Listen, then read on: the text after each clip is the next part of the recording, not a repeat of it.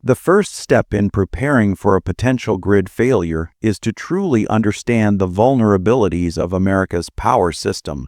Many people assume that the grid is a modern, robust network capable of handling whatever comes its way, but the truth is far more concerning.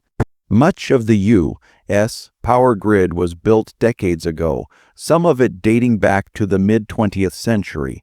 While upgrades have been made over time, much of the infrastructure still relies on aging components that are prone to wear and failure. This means that the backbone of our electricity system is not only outdated but also operating under immense stress from increased demand. Every year, our dependence on electricity grows. The rise of electric vehicles, data centers, and advanced household technologies has added significant load to a system that was never designed for such usage. When demand peaks, especially during extreme weather events, these aging components are pushed to their limits, leading to breakdowns and blackouts. And unlike a simple household repair, replacing or upgrading large sections of the grid can take months or even years, making the risk of widespread outages a constant threat. Beyond natural wear and tear, the grid faces growing threats from extreme weather. Hurricanes, tornadoes, ice storms, and wildfires have all caused significant outages in recent years. Severe storms can bring down transmission lines, flood substations, or damage key transformers. In places like Texas, unexpected winter freezes have crippled power systems, while in California, wildfires have forced utility companies to shut down power to prevent further damage. These climate-related threats are becoming more frequent and intense, making it even more critical to recognize how exposed the grid really is. Another major risk comes from cyberattacks and sabotage. Modern power grids rely heavily on computer systems for monitoring and control. While this makes them efficient, it also makes them vulnerable to hacking. Foreign adversaries and criminal groups have already demonstrated their ability to infiltrate infrastructure networks, and energy systems are high-value targets. Even a small-scale cyberattack can disrupt power to thousands of homes and businesses, and a large-scale coordinated strike could cripple multiple regions simultaneously. Then there's the human factor. Mistakes, poor planning, or political delays in upgrading the grid can all lead to preventable failures. Complex energy policy debates and budget constraints often slow the modernization process. This means many known vulnerabilities remain unfixed, leaving the system at risk. Understanding these vulnerabilities isn't about creating panic, it's about motivating preparedness. When you recognize that the grid can fail from a variety of causes, whether it's a storm, a hacker, equipment breakdown, or policy negligence, you realize that waiting for someone else to fix the problem isn't enough. You must take proactive steps now. Knowledge is the first layer of defense. Once you see the weak spots, you can start building a personal safety net so that when the inevitable outage happens, your family isn't caught in the dark and unprepared. Once you understand the vulnerabilities of the power grid, the next step is securing a reliable source of backup power for your home. When the lights go out, your options for electricity shrink rapidly, and in prolonged outages, having a dependable backup system can mean the difference between comfort and crisis. Many people underestimate just how quickly a blackout can disrupt daily life. Without power, refrigerators stop running, food begins to spoil, heating or cooling systems shut down, and communication devices lose their charge. For those who rely on medical equipment, losing electricity can be life-threatening. That's why having an alternative power source is not just a convenience, it's a survival necessity. One of the most common solutions is a portable generator. These come in various sizes and fuel types, including gasoline, propane, and diesel. While they can provide immediate power to essential appliances, they require proper storage of fuel, regular maintenance, and safe operation to avoid carbon monoxide poisoning.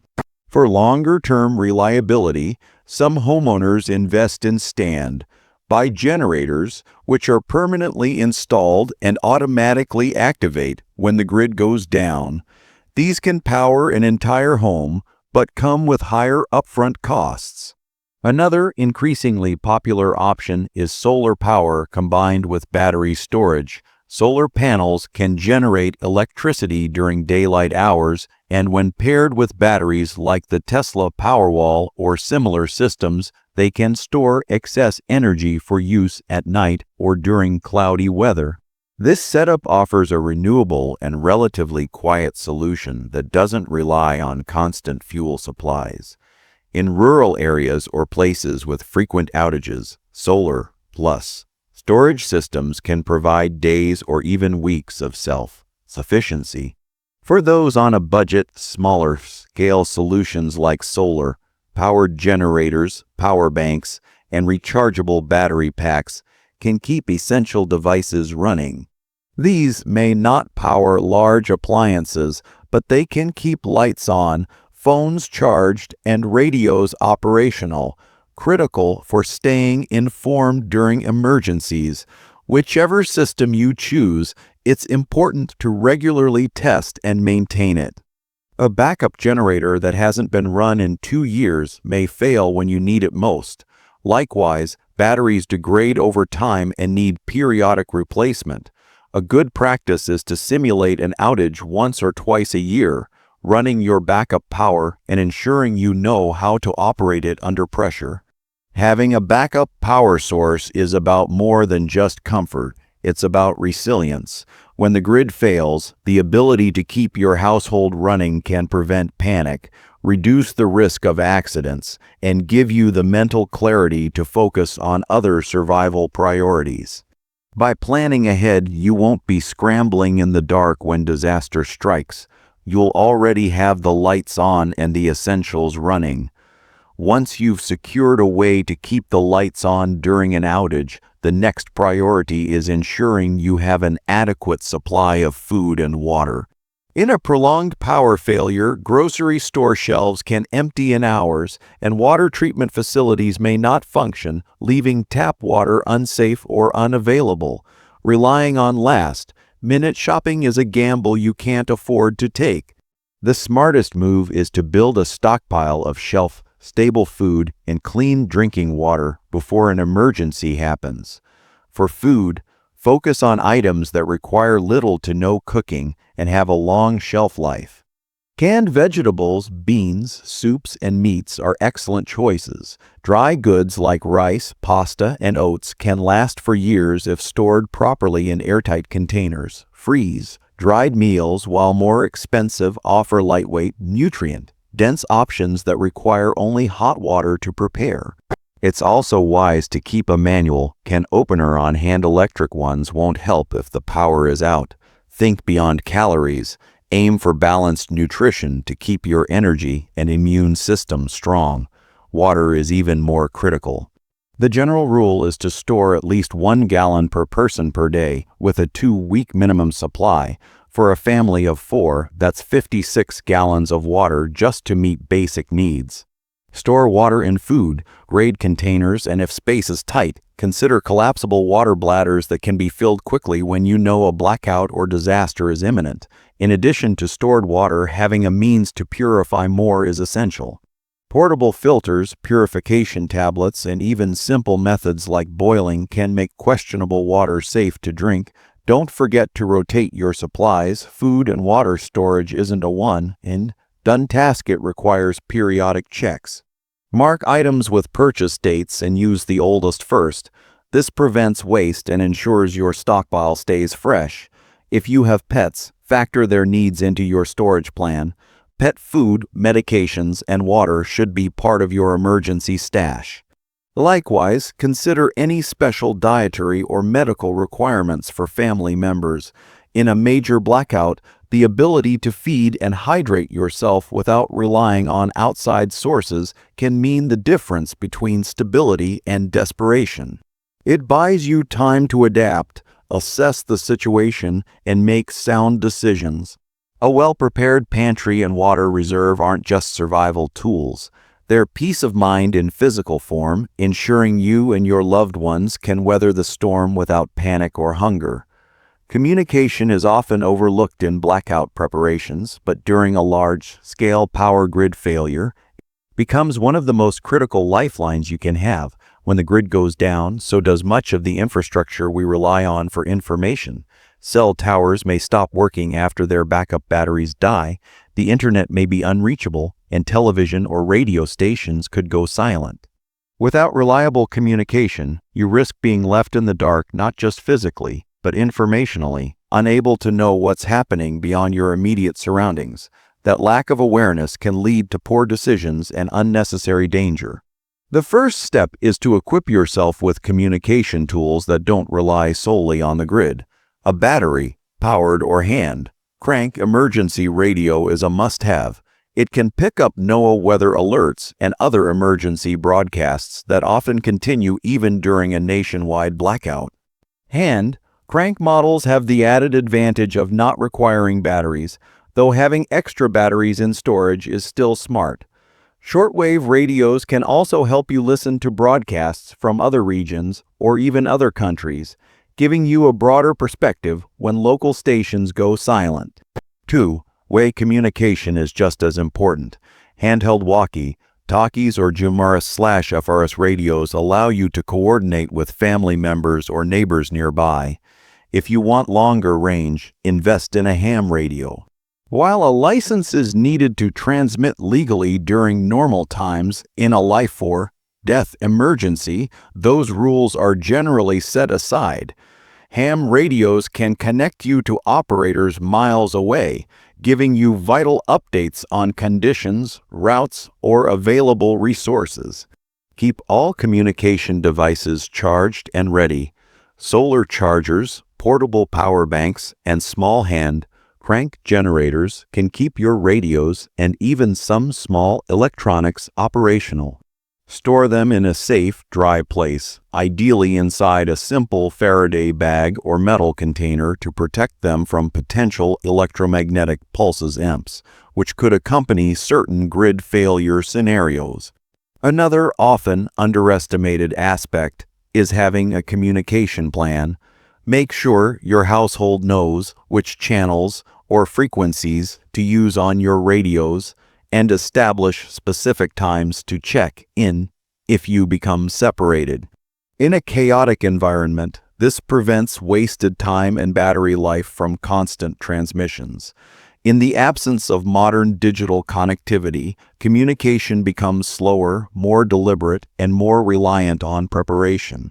By setting up low-tech, independent communication systems before a blackout, you ensure you're not isolated when you most need connection. Information is as vital as food or water in a crisis, because knowing what's coming next often determines whether you can avoid danger or walk right into it. During a major power grid failure, access to food and water quickly becomes a top priority. Grocery store shelves can empty in hours, and without electricity, refrigeration systems fail, leading to rapid spoilage of perishable items. Water treatment plants often rely on electric pumps, meaning tap water can become unsafe or stop flowing altogether. Preparing a reliable supply of both food and water before the grid goes down is not just wise, it's essential for survival. Start by storing at least 2 weeks' worth of non-perishable food for every member of your household, though aiming for 30 to 90 days is far better. Canned goods, dried beans, rice, pasta, oats, peanut butter, powdered milk, and freeze. Dried meals are all excellent options. They require little to no cooking and can be stored for years without refrigeration. Don't forget comfort foods and items that boost morale, such as coffee, tea, or chocolates. Small pleasures can make a big difference during stressful times. For water, the rule of thumb is 1 gallon per person per day, covering both drinking and basic hygiene. Store it in clean, food-grade containers and keep it in a cool, dark place. Commercially bottled water is a quick solution, but larger containers or water barrels can hold much more and save space. in addition to stored water, have multiple ways to purify more when needed. Portable filters, purification tablets, and even simple bleach can make unsafe water drinkable. A gravity-fed water filter, like those used in off-grid living, can process large amounts without electricity. Cooking without power is another challenge to plan for. Propane camp stoves, rocket stoves, or solar cookers can help you prepare meals when the grid is down. Always store extra fuel and keep cooking gear safe and dry. If you rely on a grill, make sure you have a backup plan for when fuel runs out. Beyond storage, consider sustainable solutions that can carry you through a long-term outage. A small vegetable garden, container planting, or even sprouting seeds indoors can provide fresh food without refrigeration. Rainwater collection systems, paired with filtration, can supply water if municipal systems fail. In a prolonged grid failure, food and water become more valuable than cash, and having your own supply can mean the difference between security and desperation. It's not just about stockpiling. It's about creating a self-reliant system that keeps you fed and hydrated when the modern conveniences you take for granted suddenly disappear. Community awareness and security take on a whole new meaning during a major power grid failure. When the lights go out for days or even weeks, normal social order can quickly break down. Law enforcement may be overwhelmed, emergency services stretched thin, and opportunistic crime may rise sharply. In such conditions, people who have prepared may become targets for those who have not, making personal and neighborhood security just as important as food, water, and shelter.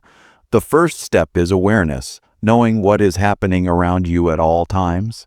Without power, you can't rely on online news or television, so alternative communication tools like battery-powered radios, crank radios, or even ham radios become critical for staying informed.